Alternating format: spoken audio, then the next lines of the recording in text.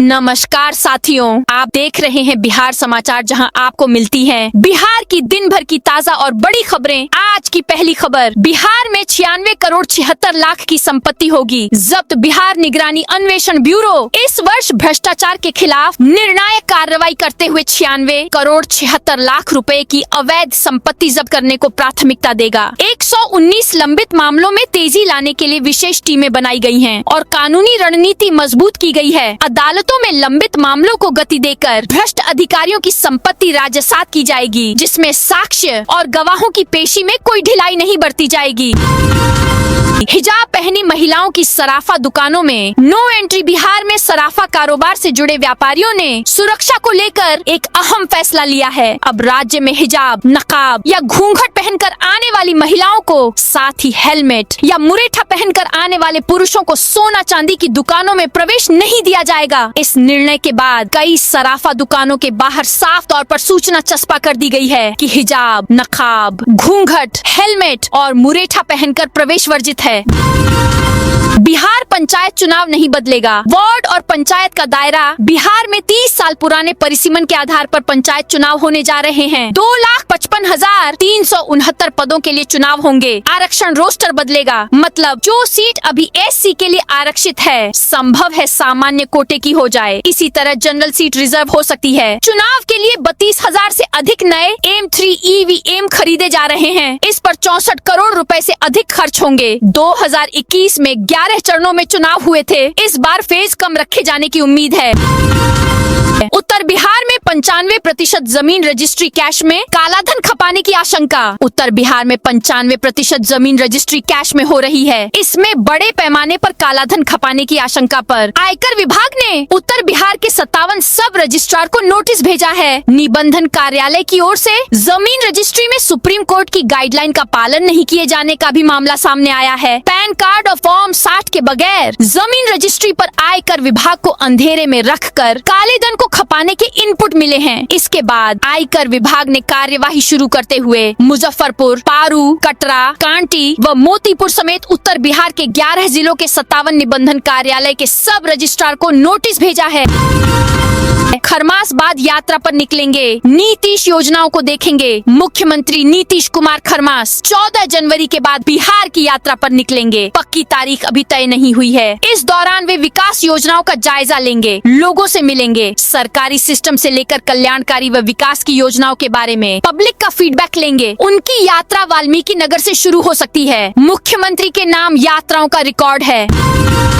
पहाड़ों पर हो रही बर्फबारी के चलते बिहार में ठिठुरन बढ़ गई है। पटना, समस्तीपुर, भागलपुर समेत कई जिलों में हाड़ कंपाने वाली ठंड महसूस की जा रही है। आने वाले दिनों में सुबह शाम और ज्यादा ठंड बढ़ने की संभावना है। समस्तीपुर का न्यूनतम तापमान 3.9 डिग्री सेल्सियस पर आ गया। राजधानी पटना में अहले सुबह 9 डिग्री तापमान दर्ज किया गया। वहीं मंगलवार को भागलपुर के सबौर का न्यूनतम तापमान 4.6 डिग्री दर्ज किया गया। मौसम विभाग ने बुधवार यानी आज प्रदेश के 23 जिलों में कोहरे और कोल्ड डे का ऑरेंज अलर्ट जारी किया है। विभाग के मुताबिक अगले 4 दिनों में बिहार के न्यूनतम तापमान में 4 डिग्री तक की गिरावट होने की संभावना है। जस्टिस संगम कुमार साहू बने पटना हाई कोर्ट के मुख्य न्यायाधीश। राज्यपाल ने दिलाई शपथ। सुप्रीम कोर्ट कॉलेजियम ने 18 दिसंबर 2025 को हुई अपनी महत्वपूर्ण बैठक में जस्टिस संगम कुमार साहू के नाम की अनुशंसा केंद्र सरकार को भेजी थी। राष्ट्रपति की स्वीकृति मिलने के बाद केंद्रीय कानून एवं न्याय मंत्रालय ने उनकी नियुक्ति की घोषणा की। पटना में मास्टरमाइंड का सहयोगी विपुल शर्मा गिरफ्तार। बिहार लोक सेवा आयोग BPSC की शिक्षक भर्ती परीक्षा TRE 3.0 के पेपर लीक मामले में आर्थिक अपराध इकाई EOU को बड़ी सफलता मिली है। EOU ने इस कांड के मास्टरमाइंड संजीव मुखिया गिरोह के सक्रिय सदस्य और वांटेड आरोपी विपुल शर्मा को गिरफ्तार कर लिया है। मंगलवार को पटना के गोला रोड स्थित लाल भवन से आरोपी को पुलिस ने पकड़ा है। विपुल शर्मा मूल रूप से औरंगाबाद के दाऊद नगर का रहने वाला है। और आर्थिक अपराध इकाई को 1.5 साल से उसकी तलाश थी। मुस्लिम लड़के से शादी की, 7 दिन साथ रहकर घर लौटी। घर वालों ने मंदिर में पढ़वाई हनुमान चालीसा। मुंगेर में हिंदू लड़की ने घर से भागकर अपने प्रेमी नियाजुल से 30 जनवरी को शादी की। मांग में सिंदूर लगाकर लड़की ने अपने प्रेमी के साथ वीडियो जारी किया। वीडियो में कहा, मैंने अपनी मर्जी से शादी की है, ये लव जिहाद नहीं, नियाजुल अब मेरा पति है। अब शादी 7 दिन बाद अब लड़की का कहना है कि उसे मुस्लिम लड़के के साथ नहीं रहना है। वो मंगलवार को कोर्ट पहुंची और वहां कहा कि मैं अपने परिवार वालों के साथ रहना चाहती हूँ। इस बात घर वाले लड़की को लेकर महावीर मंदिर पहुँचे। यहाँ लड़की को स्नान कराया गया, फिर गंगा जल से शुद्धिकरण किया गया। गरीबों की योजना का लाभ ले रहा पूर्व विधायक परिवार। अलौली से राजद के पूर्व विधायक राम वृक्ष सदा का परिवार गरीबों के लिए चलाई जा रही योजनाओं का लाभ ले रहा है। खास बात यह है कि योजनाओं का लाभ सीधे विधायक के नाम पर नहीं बल्कि उनकी पत्नी और पुत्र के नाम पर स्वीकृत किया गया। विधायक बनने के बाद भी पत्नी और नाबालिग बच्चों के नाम पर राशन उठाव जारी रहा। यही नहीं, सदा के बेटे रामानंद सदा के नाम पर 2023 में मुख्यमंत्री आवास योजना स्वीकृत की गई। गणतंत्र दिवस पर 6 बेटियां पिंक बस चलाती दिखेंगी गांधी मैदान में। गणतंत्र दिवस समारोह में महादलित समुदाय की 6 बेटियां हिम्मत और हौसलों से नई इबारत लिखती दिखेंगी। ये पिंक बस चलाती दिखेंगी। परिवहन विभाग की झांकी को लीड करेंगी। कृषि विभाग की झांकी में इस बार तेलहनी फसलों से समृद्धि का दर्शाया जाएगा। बांग्लादेश को भारत में ही खेलने होंगे वर्ल्ड कप मुकाबले। इंटरनेशनल क्रिकेट काउंसिल (ICC) ने बांग्लादेश क्रिकेट बोर्ड (BCB) की T20 वर्ल्ड कप के वेन्यू बदलने की मांग को खारिज कर दी है। ICC ने स्पष्ट किया है कि बांग्लादेश को अपने सभी लीग मैच भारत में ही खेलने होंगे, नहीं तो उसे अपने अंक गंवाने पड़ेंगे। BCB ने मुस्तफिजुर रहमान को IPL से बाहर किए जाने के बाद सुरक्षा कारणों का हवाला देते हुए भारत में T20 वर्ल्ड कप के मैच खेलने से इनकार कर दिया था और ICC से अपने मैच श्रीलंका में शिफ्ट करने की अपील की थी। बिहार संस्कृत शिक्षा बोर्ड में शिक्षकों की बहाली को लेकर गंभीर आरोप लगे हैं। RTI एक्टिविस्ट विमल कुमार ने आरोप लगाया है कि बोर्ड में काम कर रहे सहायक विनेश कुमार सिंह ने भाई, पत्नी, बहू समेत 6 परिजनों को टीचर बनवा दिया। विमल कुमार ने संस्कृत शिक्षा बोर्ड से लेकर मुख्यमंत्री, शिक्षा मंत्री, निगरानी और आर्थिक अपराध इकाई तक से शिकायत की है। 10 लोगों जिनकी अवैध बहाली के आरोप है की लिस्ट पत्र में दी है। बिजली के दाम में बढ़ोतरी के प्रस्ताव पर जनसुनवाई। बिजली के दाम में 35 पैसे प्रति यूनिट की बढ़ोतरी के प्रस्ताव पर मंगलवार को बिहार विद्युत विनियामक आयोग ने जनसुनवाई की। बिहार इंडस्ट्रीज एसोसिएशन की एनर्जी कमेटी के चेयरमैन संजय भरतिया ने इसका विरोध किया। उन्होंने कहा कि अन्य राज्यों के बराबर यहाँ भी ट्रांसमिशन शुल्क लगे तो बिजली का दाम नहीं बढ़ाना पड़ेगा। धान के किसानों के लिए राहत की खबर। बिहार सरकार द्वारा न्यूनतम समर्थन मूल्य पर धान की खरीद की जा रही है और किसानों को 24 घंटे के भीतर भुगतान सुनिश्चित किया जा रहा है। इसके बावजूद यदि किसी कारणवश किसानों का भुगतान लंबित रह गया है तो उसे तुरंत निपटाने का निर्देश खाद्य एवं उपभोक्ता संरक्षण विभाग के सचिव अभय कुमार सिंह ने दिया है। उन्होंने स्पष्ट कहा कि किसानों को किसी भी तरह की असुविधा बर्दाश्त नहीं की जाएगी। बिहार में सेमीकंडक्टर की फैक्ट्री लगेगी। नदी किनारे वाले 14 जिलों में सर्वे होगा। बिहार में सेमीकंडक्टर की फैक्ट्री लगेगी। राज्य सरकार ने इसकी कार्य योजना तैयार की है। उद्योग विभाग फैक्ट्री के लिए स्थल चयन पर काम प्रारंभ करेगा। फैक्ट्री लगाने के लिए राज्य सरकार की ओर से केंद्र को प्रस्ताव भेजने की तैयारी है। प्रस्ताव तैयार हो चुका है। उद्योग मंत्री डॉक्टर दिलीप जायसवाल ने बताया कि बिहार में सेमीकंडक्टर की फैक्ट्री लगाने का सैद्धांतिक रूप से निर्णय लिया जा चुका है। इसके लिए गंगा और कोसी नदी के किनारे के किसी स्थल का चयन किया जाएगा।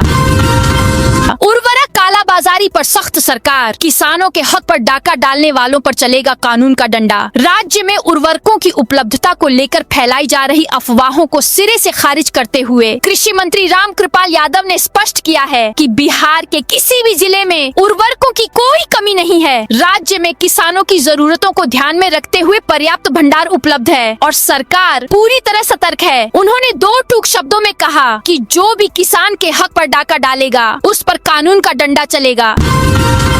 बिहार परिवहन विभाग की पहल सरकारी से ओला उबर ड्राइवरों तक को मिलेगा। विशेष प्रशिक्षण। परिवहन विभाग सरकारी चालकों के साथ बस, ट्रक, ऑटो एवं ओला उबर के ड्राइवरों को भी सुरक्षित यातायात को लेकर प्रशिक्षण देगा। इसमें वाहन चालकों को सड़क यातायात के संकेतों तथा सड़क सुरक्षा नियमों के प्रति जागरूक किया जाएगा। इसकी शुरुआत मंगलवार से हो गई। बिहार सड़क सुरक्षा परिषद की ओर से मंगलवार को विश्वेश्वरैया भवन के सभा कक्ष में विशेष प्रशिक्षण कार्यक्रम का आयोजन किया गया। यह प्रशिक्षण 2 सत्र में हुआ, जिसमें विभिन्न विभागों में कार्यरत लगभग 329 सरकारी वाहनों एवं आउटसोर्सिंग से रखे गए वाहन चालकों ने भाग लिया। सुप्रीम कोर्ट बोला, आवारा कुत्तों से सड़कें खाली रखनी होंगी। सुप्रीम कोर्ट में बुधवार को आवारा कुत्तों से जुड़े मामले पर सुनवाई जारी है। जस्टिस विक्रमनाथ, जस्टिस मेहता और जस्टिस एनवी अंजारिया की स्पेशल बेंच ने कहा, आज हम सब की बात सुनेंगे, पीड़ितों की, नफरत करने वालों की, प्यार करने वालों की। कपिल सिब्बल ने कहा, जब भी मैं मंदिरों वगैरह में गया हूँ, मुझे कभी किसी चीज ने नहीं काटा। कोर्ट ने जवाब दिया, आप खुशकिस्मत हैं, लोगों को काटा जा रहा है, बच्चों को काटा जा रहा है, लोग मर रहे हैं। गाय भैंस बेचने के नाम पर 2,07,000 की ठगी फेसबुक विज्ञापन देख व्यक्ति हुआ शिकार। राजस्थान के चित्तौड़गढ़ स्थित लक्ष्मी डेयरी फार्म के नाम पर फेसबुक पर गाय भैंस बेचने का विज्ञापन देखकर साठी के दनियाल परसौना निवासी अनिल महतो 2,07,535 रुपए की ठगी का शिकार हो गए हैं। साइबर अपराधियों ने उनसे यह राशि गाय और भैंस खरीदने के बहाने ठगी है। कालाबाजारी और अधिक मूल्य पर बिक्री पर विभाग सख्त। कृषि मंत्री रामकृपाल यादव ने कहा कि राज्य में खाद की कमी नहीं है, कहीं भी कोई खाद की कालाबाजारी करता मिलेगा, उस पर प्राथमिकी दर्ज कर कार्रवाई की जाएगी। मीठापुर स्थित कृषि भवन में मंगलवार का प्रेस वार्ता में मंत्री ने कहा कि अभी राज्य में 2,16,000 metric tonne urea, 1.4 lakh metric tonne DAP, 2.21 lakh metric tonne NPK, 0.35 lakh metric tonne MOP तथा 1.10 लाख मीट्रिक टन SSP उपलब्ध है। यह किसानों की वर्तमान एवं आगामी आवश्यकता की पूर्ति के लिए पर्याप्त है। बिहार में शहरों के संपर्क सड़क की सुधरेंगे हालात। राज्य के बड़े शहरों के जर्जर संपर्क पथों की हालत सुधरेगी। ऐसे जर्जर सड़कों को चिन्हित कर उनको नगर निगम के स्तर से बनवाया जाएगा। उप मुख्यमंत्री सह नगर विकास एवं आवास मंत्री विजय कुमार सिन्हा ने मंगलवार को विभागीय अधिकारियों को समीक्षा बैठक में यह दिशा निर्देश दिए। उन्होंने कहा कि बड़े शहरों में संपर्क पथों की स्थिति अच्छी नहीं है, इसे दुरुस्त कराइए। तस्करी के माल लदे 2 ट्रक थाने से गायब हो गए। बिहार में गजब हुआ। बिहार के एक थाने से 2 ट्रक गायब हो गए। इन ट्रकों पर तस्करी के माल लदे थे। थाने से 2 ट्रकों के गायब होने पर हड़कंप मचा हुआ है। दरअसल GST चोरी कर तस्करी के माल से लदे जब्त किए गए 2 ट्रक मोतीपुर थाना परिसर से गायब हो गए। दारोगा उमाशंकर सिंह के आवेदन पर माल समेत ट्रक चोरी की बीते 2 जनवरी को FIR दर्ज की गई है। बिहार में निजी स्कूलों को बड़ी राहत। RTE के तहत 2011 से अटकी राशि का भुगतान। जल्द बिहार में निजी विद्यालयों को शिक्षा का अधिकार। RTE के तहत निर्धन बच्चों के नामांकन की बकाया राशि जल्द मिलेगी। शिक्षा विभाग ने सभी जिला शिक्षा पदाधिकारियों को भुगतान का निर्देश दिया है। यह राशि 2011 से लंबित थी, जिससे निजी स्कूल शिक्षकों के वेतन संकट का सामना कर रहे थे। अपर मुख्य सचिव डॉ. B. राजेंद्र ने समीक्षा बैठक की और 8 जनवरी को शिक्षा मंत्री निजी स्कूल प्रतिनिधियों से मिलेंगे। सीतामढ़ी में माता जानकी का भव्य मंदिर 42 माह में होगा पूरा। पर्यटन मंत्री अरुण शंकर प्रसाद ने कहा कि अयोध्या में भगवान राम के मंदिर की तर्ज पर सीतामढ़ी में बनने वाले माता जानकी के भव्य मंदिर का निर्माण 42 माह में पूरा कर लिया जाएगा। मंदिर निर्माण के डिजाइन से लेकर राशि तक की स्वीकृति मिल चुकी है, काम शुरू है। उन्होंने मंगलवार को पर्यटन विभाग के कार्यालय कक्ष में विभागीय कैलेंडर, डायरी व टेबल कैलेंडर का विमोचन किया। भागलपुर में रेलवे की जमीन पर बनी 80 दुकानों पर चला बुलडोजर। नवगछिया रेलवे स्टेशन की जमीन पर अवैध रूप से संचालित विभिन्न प्रकार की दुकानों पर बुलडोजर चलाकर मंगलवार को ध्वस्त कर दिया गया। रेल प्रशासन के साथ ही स्थानीय प्रशासन द्वारा रेलवे स्टेशन और रोड के बीच अवैध रूप से संचालित इन दुकानों को तोड़कर रेलवे की जमीन को अतिक्रमण मुक्त कराया गया। बिहार में 5 स्टेट हाईवे बनने का रास्ता साफ। बिहार के 5 स्टेट हाईवे राज्य पथ के बनने का रास्ता साफ हो गया है। पथ निर्माण विभाग के अधीन बिहार राज्य पथ विकास निगम ने बीते दिनों एशियन विकास बैंक को 5 सड़कों की प्राइस बिड इवैल्यूएशन रिपोर्ट भेजी थी। एडीबी ने पीबी की मंजूरी देते हुए उसकी सूचना निगम को दे दी है। अब एडीबी से वित्तीय सहायता के तौर पर बिहार सरकार को 200 मिलियन अमेरिकी डॉलर यानी करीब 2900 करोड़ मिलेंगे। भागलपुर से प्रयागराज स्पेशल बस माघ मेला के लिए शनिवार से चलेगी। भागलपुर में महिलाओं और छात्राओं के लिए सबौर ग्रामीण इलाकों में पिंक बस सेवा शुरू की गई है। यह बुधवार से तिलका मांझी से गोपालपुर फतेहपुर तक चलेगी। वहीं माघ मेला के लिए भागलपुर प्रयागराज विशेष बस सेवा अब शनिवार से शुरू होगी, जिसमें मोबाइल चार्जिंग और सीसीटीवी जैसी सुविधाएं होंगी। यात्रियों की कमी के कारण पहले इसे स्थगित किया गया था।